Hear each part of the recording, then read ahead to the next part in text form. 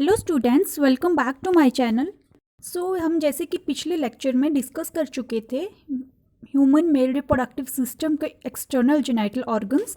इस लेक्चर में हम डिस्कस करेंगे इंटरनल जेनाइटल ऑर्गन्स। मेरे साथ जरूर जुड़े रहें। Let's start the topic. इसमें सबसे पहले हम बात करेंगे एपिडिडिमस की। Epididymis is a whitish mass of tightly coiled tubes cupped against the testicles. Epididymis क्या होता है? एक व्हाइटिश मास होता है टाइटली कॉइल्ड ट्यूब्स में। It act as maturation and storage space for sperm before they passed into the vas deferens tubes that carry sperms to the ampullary glands and prostate ducts. Epididymis क्या करता है कि sperms की storage करता है और उसकी मैचुरेशन करता है वास डेफरेंस से पास आउट होने से पहले। स्पर्म जो है वो वास डेफरेंस से पास आउट होने से पहले क्या करता है? एपिडिडिमस उसको स्टोर करता है और उसकी मैचुरेशन करता है। अब ये क्या होता है कि एक हाईली कॉइल्ड ट्यूब होती है ये, और इसकी लेंथ जो है वो अप्रॉक्सीमेटली 6 सेंटीमीटर होती है। It divides in 3 parts. इसके भी 3 पार्ट्स होते हैं, दैट इज कैपुट एपिडिडिमस। ये होता है, ये एक हेड पार्ट होता है। कॉर्पस जो होता है वो एक मिडिल पार्ट होता है, और कोडा जो होता है वो एक पोस्टीरियर पार्ट होता है। Epididymis shows peristaltic and segmenting contractions at intervals to push the spermatozoa away from the testis. अब एपिडिडिमस क्या करता है कि पेरिस्टालिक मूवमेंट करता है, सेगमेंटिंग कॉन्ट्रैक्शंस करता है, ताकि टेस्टिस जो है स्पर्मेटो जो है जो टेस्टिस से बाहर की तरफ पुश हो जाए, away from the testis. Epididymis क्या करता है कि ये स्पर्म की स्टोरेज करता है, उसकी मैचुरेशन करता है। 6 सेंटीमीटर लॉन्ग होता है, इसके 3 पार्ट्स होते हैं। इसके बाद है vas deferens. Vas deferens also known as sperm duct, thin tube approximately 17 inches long. Vas deferens को हम स्पर्म डक्ट भी बोलते हैं, और ये एक थिन ट्यूब होती है और इसकी जो लेंथ होती है वो 17 इंचेस लॉन्ग होता है ये। It starts from the epididymis to the pelvic cavity. ये एपिडिडिमस से स्टार्ट होता है और पेल्विक कैविटी तक एंड होता है। Vas deferens is enlarged to form a spindle like ampulla for the temporary storage of spermatozoa. अब वास डेफरेंस क्या करता है? ये एनलार्ज होता है और ये एक स्पिंडल की तरह एक एम्पुला बना देता है, ताकि क्या हो कि स्पर्मेटोजोआ की टेम्पररी स्टोरेज हो सके।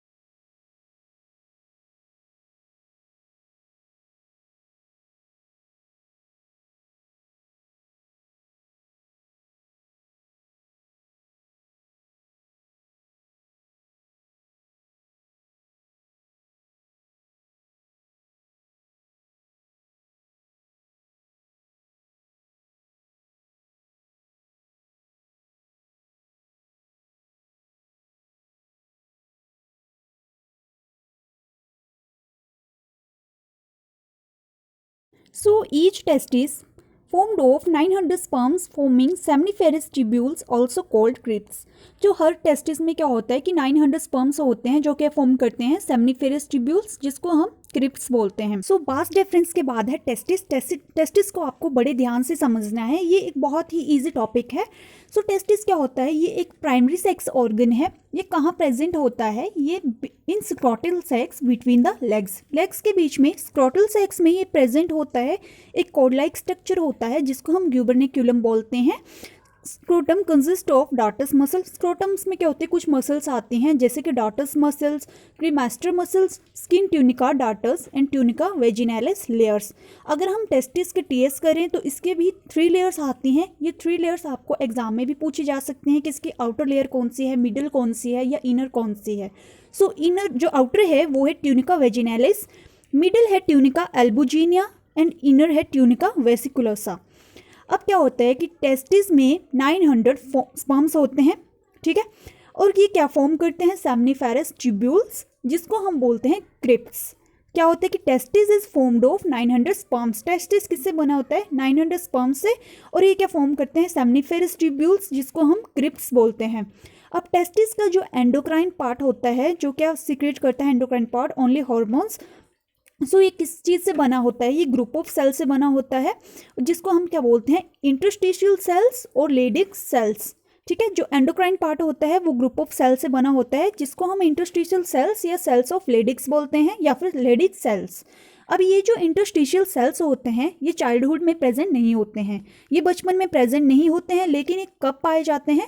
After the puberty. जब आप एडल्ट होते हैं या प्यूबर्टी आती है तब ये पाए जाते हैं।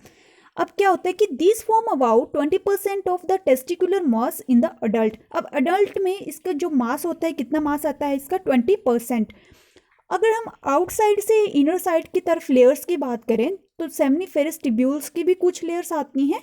आउटर साइड्स में आएगी स्पर्मेटोगोनिया, उसके बाद आएगी मतलब इनवर्ड्स की तरफ प्राइमरी स्पर्मेटोसाइट, उसके बाद secondary spermatocyte, spermatids and spermatozoa. Elongated supporting cells, that is Sertoli cells, are found in the outermost layer among the spermatogonia. अब क्या होता है कि स्पॉटिंग सेल्स होता है जिसको हम सर्टोली सेल्स बोलते हैं। अब ये कहाँ पाया जाता है? स्पर्मेटोगोनिया के आउटरमोस्ट लेयर में। सर्टोली सेल्स क्या करता है? जर्म सेल्स को न्यूट्रिशन प्रोवाइड करता है। ठीक है, सर्टोली सेल्स क्या करता है? जर्म सेल्स को न्यूट्रिशन प्रोवाइड करता है। Process of release of sperm from seminiferous tubules known as the spermiation. So आपको ये 1 मार्क्स में भी पूछा जा सकता है कि स्पर्मिएशन क्या होती है। तो स्पर्मिएशन जो होती है वो सेमनीफेरस ट्यूब्यूल से स्पर्म को रिलीज करने का जो प्रोसेस होता है, सेमनीफेरस ट्यूब्यूल से स्पर्म को रिलीज करने का प्रोसेस जो होता है उसको हम बोलते हैं स्पर्मिएशन। ठीक है, सेमनीफेरस ट्यूब्यूल क्या करता है कि स्पर्म को रिलीज करता है, और जो होल प्रोसेस होता है उसको हम बोलते हैं spermiation. In male reproductive system, seminal vesicles and prostate glands secrete mucus and a waxy and watery alkaline fluid that contains nutrients including sugars, fructose, which is an energy source for the sperm. अब male reproductive system की हम बात कर रहे हैं तो इसमें क्या होता है कि सेमिनल वेसिकल्स और प्रोस्टेट ग्लैंड्स जो हैं वो म्यूकस और वाटर अल्कलाइन फ्लूइड को सीक्रेट करते हैं। सेमिनल वेसिकल्स और प्रोस्टेट ग्लैंड्स जो हैं वो mucus and watery alkaline fluid को सीक्रेट करते हैं। वो क्या कंटेन करते हैं?